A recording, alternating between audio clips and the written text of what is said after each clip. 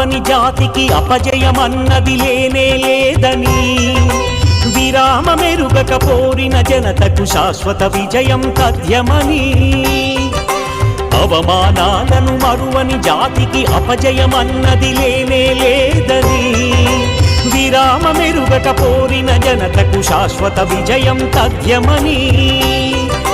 శిరమునెత్తుకుని హిందూ సమాజం సగౌరవంగా చాటెను జగతికి,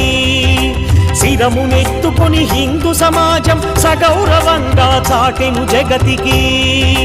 నవ్య సనాతన భారతావని నాంది పలికినది నవశకానికి,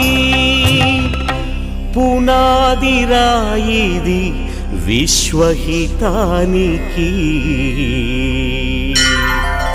అది గది గదిగో అయోధ్యాపురి, రఘుకుల తిలకుడు ఏలిన నగరి,